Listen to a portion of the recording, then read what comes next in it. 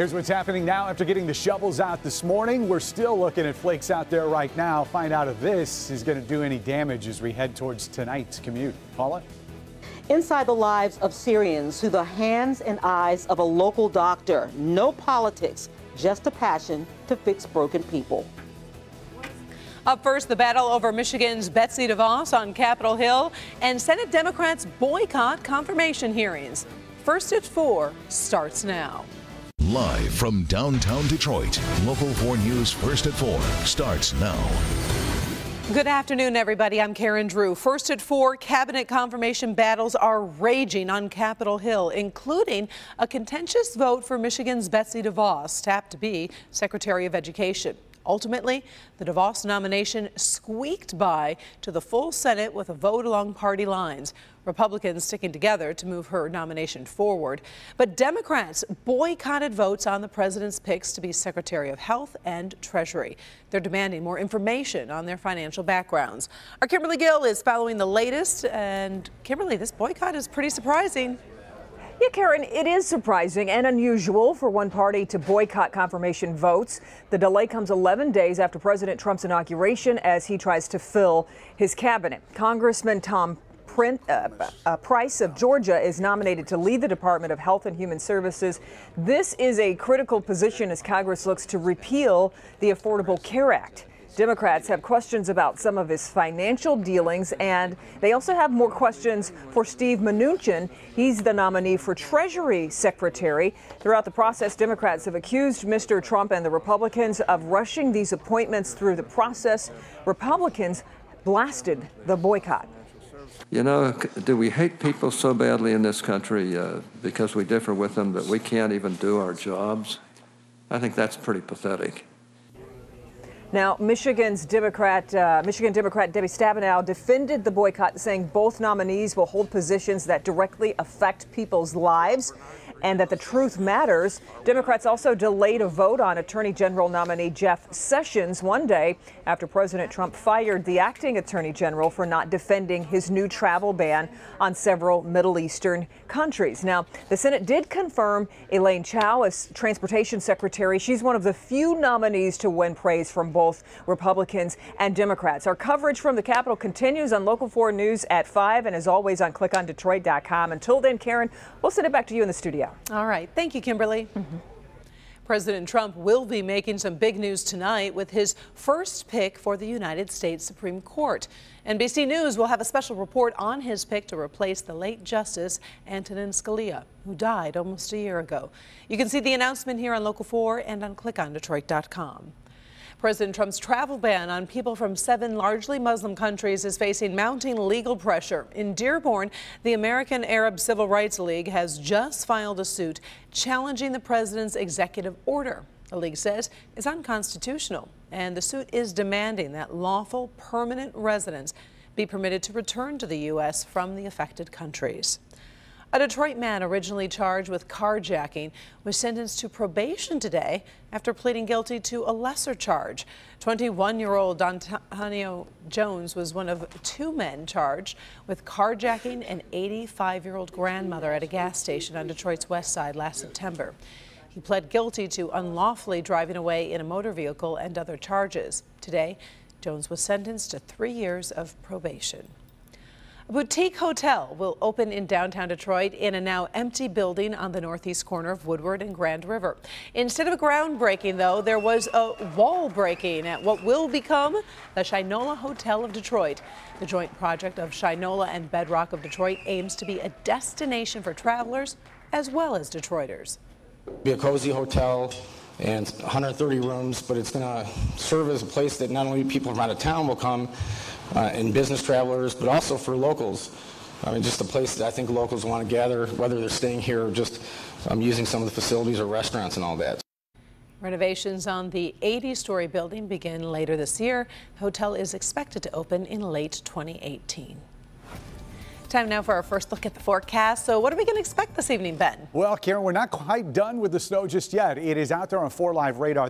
Most of the accumulation is done, but you'll notice the difference between that snow that's north of Detroit and the stuff that we're seeing south of the city. This stuff is pretty light and probably not giving us any additional accumulation. North of 696, wouldn't be surprised if we get a ½ inch or so as these snow showers are going to continue for the next couple hours before winding down later on this evening. So as the snow showers fade, next on our headlines menu is Thursday. And that's when the colder air arrives. But late in the week, here comes the sunshine. So we've got some bright days ahead, albeit colder ones too. We'll look at that in your 7-day forecast in a few minutes. Karen. First at 4, we're on top of stories making headlines all around the world on your Tuesday afternoon. In Britain, the government has passed a law pardoning thousands of gay men convicted under anti-homosexuality laws, which have now been abolished. The pardons apply to men convicted of consensual relationships and will be applied posthumously to men who have died. Those who are still living can apply to have their names cleared. A justice minister says the hurt caused by the convictions can never be undone, but the government is taking action to right these wrongs. In Ukraine, at least 8 people are dead after fighting between government troops and Russian-backed rebels. The fighting has decimated a small town in northern Ukraine where over 200 coal miners were trapped underground. Water supplies have been cut and heating has been shut off in the dead of winter. At this time, authorities are working to evacuate the town's 12,000 residents before the fighting escalates even further. In Oklahoma, over 30 pounds of cocaine were found smuggled inside the nose of an American Airlines jet. The plane arrived from Colombia to Miami on Sunday. After going unnoticed, the cocaine was then flown to Oklahoma, where an airline mechanic found 5 bricks of cocaine hidden away. He turned the drugs over to authorities who say the 31 pounds were worth an estimated $434,000. Well, the photos are heartbreaking. They show people in desperate need of medical treatment, and some local doctors answer that call. Their journey takes them to the Middle East, but our Paula Tutman shows this isn't about politics, just a passion to fix broken people. I think what's really incredible about this story is that even at this very specific time in our global history, sometimes the story isn't about politics. Sometimes it's simply about people. He said the left side of his nose has started to narrow a bit. A text from Syria, a hello, and an update on the nose surgery.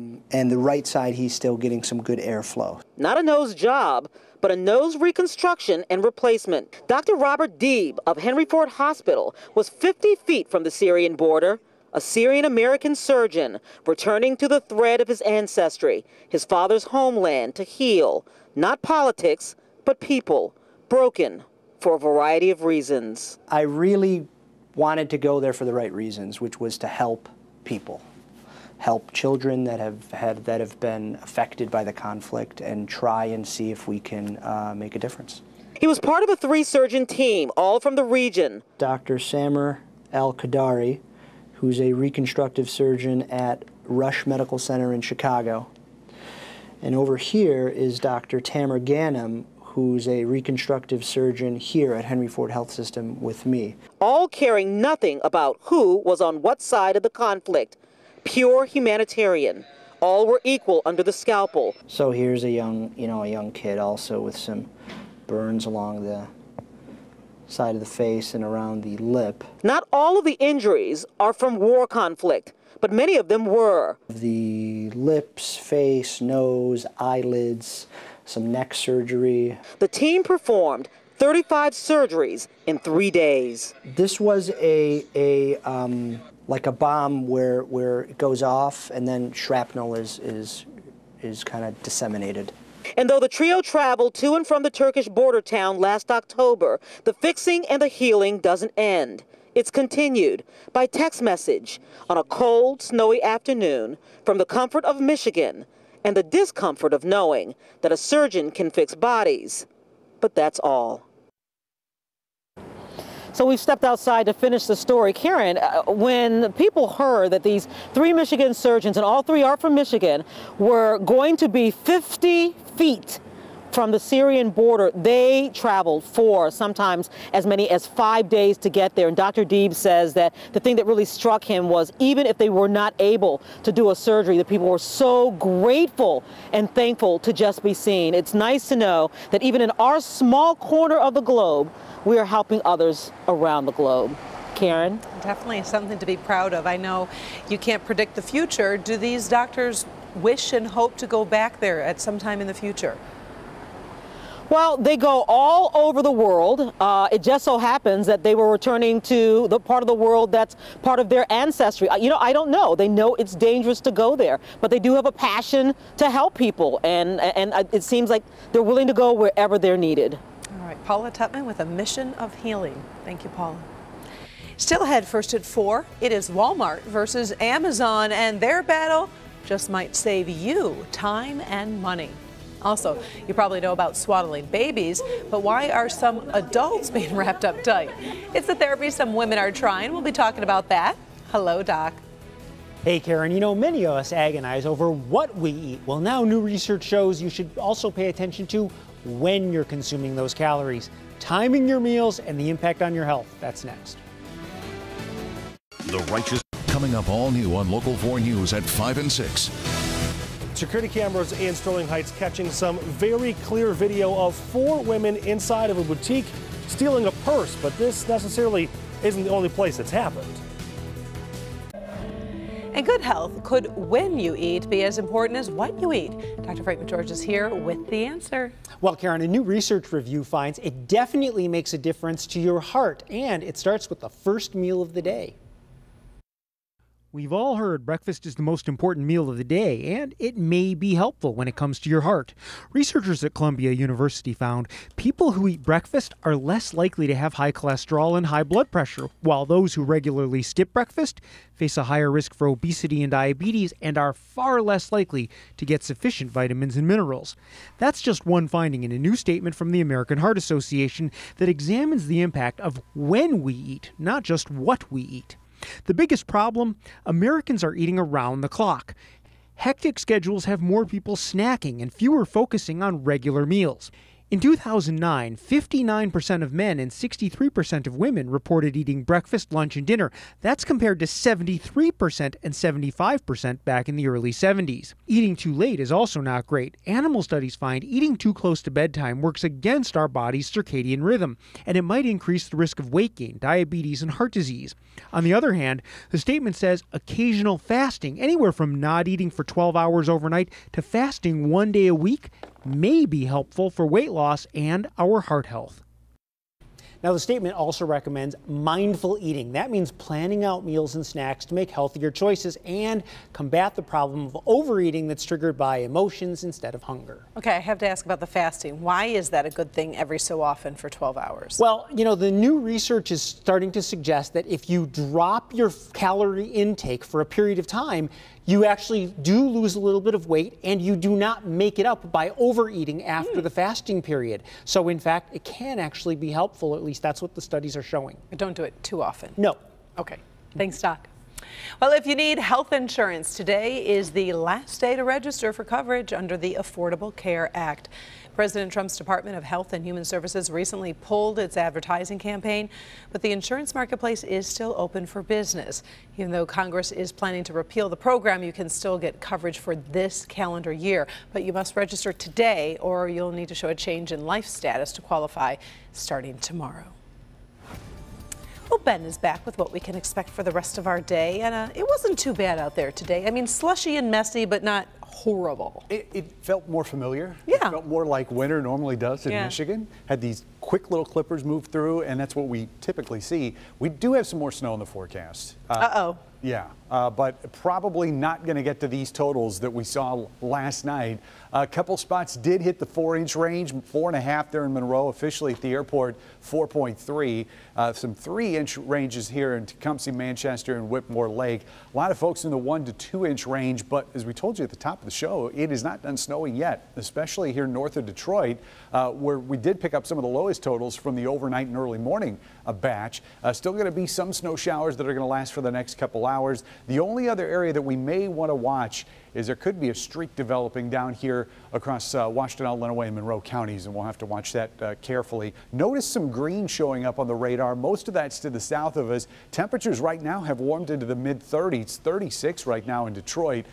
Maybe a couple raindrops mixed in, but primarily this is still going to be all snow. And generally, we've got more of a west-east pattern here in the temperature map.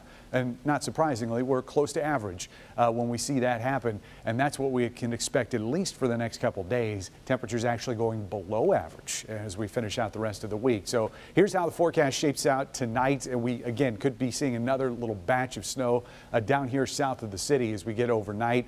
As far as accumulations go, maybe an additional ½ inch from those snow showers that are out there right now. But generally, what you have on the ground is what you're going to be shoveling if you haven't gotten to it already. And then once we get into tomorrow, cold front comes through in the afternoon. That could trigger a couple more snow showers, but generally I don't think it's going to produce much in the way of accumulation.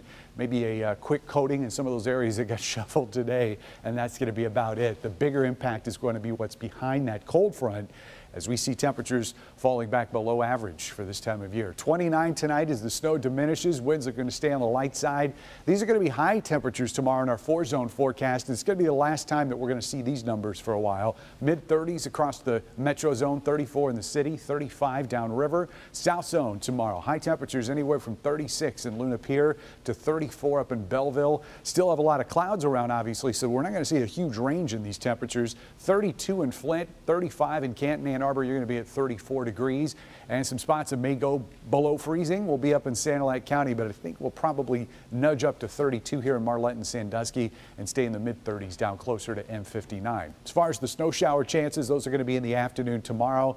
And again, that'll be the last time we see those above average temperatures. 20s for highs Thursday through the weekend, morning lows in the teens. But look at how much sunshine that we're looking at for the 4-day stretch here from Groundhog Day to the end of the upcoming weekend. Karen? Nice to see the sun. Thank you, Ben. Still ahead, grown women getting swaddled like babies. It sure looks pretty unusual. Why this new therapy is burning up the internet. Up first, Walmart is making an offer some shoppers might find hard to refuse, and Lego is offering something new for your kids. We'll be right back.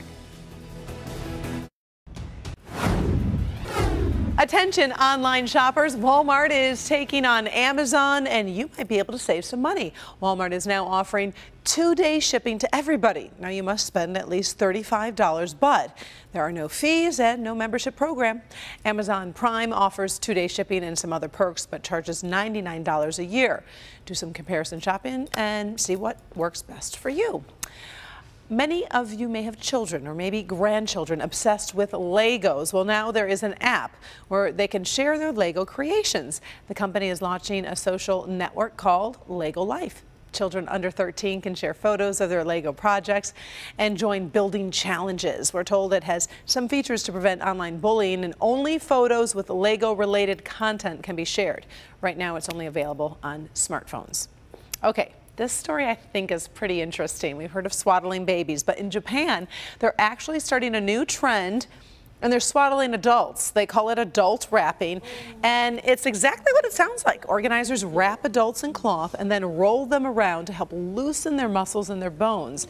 This new therapy is especially popular among new moms who experience stiffness in their shoulders or their hips. Doctors aren't convinced the therapy works, but people say it feels like a warm embrace when you're all swaddled up. I would totally try that. And Ben, you're rolling your eyes. I think you don't like this idea. Have too much time on their hands. Too much time on their hands? That's what I. But if you had like a bad back or shoulder, no? Wouldn't you go to like a chiropractor? Yeah, and it's still bugging me. I'm gonna get wrapped up. Thank you, Ben. Still ahead, what did you keep in your school locker? Books, pens? This student put something in his locker that's getting attention around the world. We'll show you next. She survived an unimaginable attack. If we were going to survive, we had to hide and fast. A hero saving her 15 first-grade students from the Sandy Hook school shooter. No matter how hard to relive, this teacher travels the country sharing her pain and her hope. for me, getting up and sharing my story is what I need to do. Hear her powerful message, how she's helping others overcome hardship, tragedy, and crisis. Tonight at 11. A high school student getting attention around the world for what he did with his high school locker. Yeah, Blake Hawkins loves engineering. He created a soda vending machine that fit right in his locker. So for 75 cents, students could grab a Mountain Dew or a Dr. Pepper. Photo went viral, getting attention from newspapers all around the world. Now, sadly, he eventually had to remove his invention because I guess it was against school rules. But he did enter the invention in a contest and will study electrical engineering in college. Smart kid. I mean, at least he turned it into a business, right, where he can make some money. Thanks for joining us for First at 4. We're back in a half hour with Local 4 News at 5. Inside Edition is next.